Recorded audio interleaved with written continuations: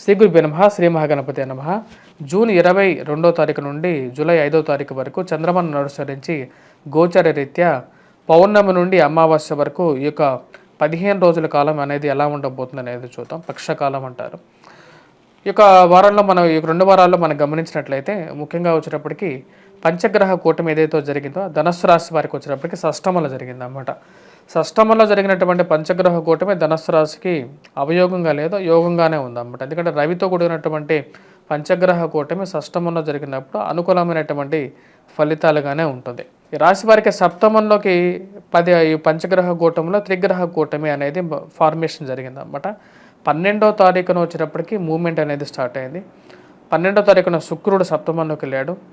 మరియు దాని తర్వాత బుధుడు రవి కలిసి ఇప్పుడు 3 గ్రహాలు కలిసినటువంటి కూటమి అనేది సప్తమంలో ధనస్సు రాశి వారికి ఉంది. అదేవిధంగా ఈ రాశి వారికి వచ్చేటప్పటికి తృతీయంలో శని, చతుర్థంలో రాహువు, రాజస్థానాల్లో వచ్చేటప్పటికి కేతు ఉన్నాడు అన్నమాట. అదేవిధంగా పంచమంలో కుజుడు ఉన్నాడు. ఈ రాశి వారికి షష్టమంలో వచ్చేటప్పటికి గురువు అంత అనుకూలమైనటువంటి స్థానంలో లేడన్నమాట. ఈ రాశి వారికి ఎలా ఉండబోతుంది 15 రోజుల కాలం అనేది చూద్దాం. ముఖ్యంగా వచ్చేటప్పటికి శని యొక్క అనుకూలత రీత్యా వచ్చేటప్పటికి వీరికి సంఘంలో గౌరవము, గుర్తింపు, అట్రాక్షన్ అనేది అలాగే ఉంటుంది. మరియు సప్తమంలోకి వచ్చేటప్పటికి ఈ త్రిగ్రహ కూటమి ఎప్పుడైతే ఫార్మేషన్ జరుగుతుందో ఆ యొక్క ఫార్మేషన్ రీత్యా వచ్చేటప్పటికి కొంచెం ప్రతిబంధకంగా ఉంటుంది అన్నమాట. వైవాహిక జీవితంలో కొంచెం ప్రతిబంధకంగా ఇచ్చే విధంగా ఉంటుంది. రిలేషన్షిప్స్లో, పార్ట్నర్షిప్ బిజినెసెస్లో ఇది అంత అనుకూలమైనటువంటి ఫలితాలు ఇవ్వదు, ప్రతికూలమైనటువంటి ఫలితాలు ఎక్కువగా ఇస్తుంది అన్నమాట. మరి అదేవిధంగా ఈ రాశి వారికి పంచమంలో ఈ రాశి వారికి వచ్చేటప్పటికి కుజుడు కూడా ఉన్నాడు అన్నమాట. కుజుడు ఎప్పుడైతే పంచమంలో ఉన్నాడో అది ప్రతికూలమైనటువంటి ఫలితాలు ఇస్తూ ఉంటుంది. ముఖ్యంగా వ్యాపార ప్రయత్న సంబంధితమైన విషయాల్లో కానీ, కొత్తగా రియల్ ఎస్టేట్లో కానీ, లేకపోతే కొత్తగా ఏదైనా ఇన్వెస్ట్మెంట్ కానీ చేసేటప్పుడు కొంచెం జాగ్రత్తగా ఉండాలి. మీ స్వజాతకాన్ని పరిశీలించుకున్న తర్వాతే ధనుసు రాశి వారి మటుకు ఇన్వెస్ట్మెంట్స్ చేయండి. ఎందుకంటే స్పెక్యులేషన్స్లో కూడా వీరికి అంత అనుకూలమైనటువంటి ఫలితాలు వచ్చే విధంగా లేదు. ఇది కొంచెం ప్రతికూలమైనటువంటి ఫలితాలే ఉన్నాయన్నమాట. షష్టమంలో గురువు ఉన్నప్పుడు విద్యార్థులకి అనుకూలమైనటువంటి ఫలితాలు లేవు అన్నమాట. విద్యార్థులతో పాటు విద్యా సంబంధితమైన విషయాల్లో ఎవరైతే పనిచేస్తున్నారో వారికి కూడా కొంచెం ప్రతికూలమైనటువంటి ఫలితాలుగానే ఉన్నాయి. విద్యార్థులతో పాటు విద్యా సంబంధితమైన విషయాలు అంటే టీచర్స్ కానీ, లేకుండా ఇక ప్రొఫెషన్స్లో పనిచేస్తున్నటువంటి వారు, స్టేషనరీ షాప్స్ రన్ చేస్తున్నటువంటి వారు, వీరందరికీ కూడా కొంచెం ప్రతికూలమైనటువంటి ఫలితాలుగానే ఉన్నాయి. అంటే మిశ్రమమైనటువంటి ఫలితాలుగా కన్నా సామాన్యమైనటువంటి ఫలితాలుగా చెప్పవచ్చు. ఎందుకంటే శని అనుకూలమైనటువంటి ఫలితాలు ఇస్తున్నప్పుడు మనం పూర్తిగా మిశ్రమంగా ఉన్నాయి అని చెప్పకూడదు. రాజస్థానంలో కేతువు కూడా అనుకూలమైనటువంటి ఫలితాలు కానీ ఇవ్వగలుగుతున్నాడు అన్నమాట. ఉద్యోగపరంగా కొన్ని అనుకూలమైనటువంటి ఫలితాలు ఉంటాయి. కాకపోతే ఖర్చు అనేది ధనుసు రాశి వారికి ఎక్కువగా ఉంది. దానికి ముఖ్య కారణం వచ్చేటప్పటికి వృశ్చిక రాశి మీద శని యొక్క దృష్టి అనేది ఎక్కువగా కేంద్రీకృతమైందన్నమాట.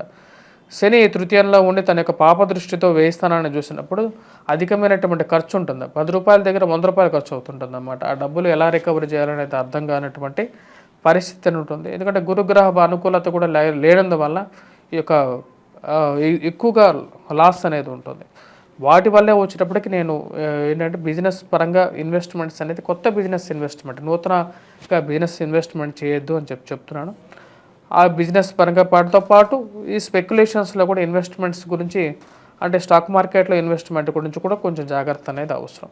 వడ్డీ వ్యాపారస్తులు కూడా కొంచెం జాగ్రత్తగా ఉండాలి. ఎందుకంటే వడ్డీకి తీసుకునే వాళ్ళు తిరిగిస్తేనే వీరికి బిజినెస్ అనేది జరుగుతుంది. కాబట్టి చీటీ వ్యాపారస్తులు కానీ ఇలాంటి బిజినెస్లో అన్నిట్లో కొంచెం ప్రతిబంధకంగా మారే విధంగా ఉంది ధనుసు రాశి వారికి. కాబట్టి ఈ 2 వారాల్లో ఈ రాశి వారికి వచ్చేటప్పటికి 2వ వారంలో 29వ తారీఖు తర్వాత బాగుంటుంది. సో మొదటి వారం అనేది ప్రతిబంధకంగా ఉంది. ఫైనాన్షియల్ రొటేషన్ అనేది తక్కువగా ఉంటుంది. కాబట్టి కొంచెం జాగ్రత్త అనేది అవసరం ఈ రాశి వారికి. ముఖ్యంగా వచ్చేటప్పటికి అష్టమంలోకి రాబోతున్నటువంటి బుధుడు యోగకారకుడు. బుధుడు అష్టమంలో కూడా యోగిస్తాడు అన్నమాట.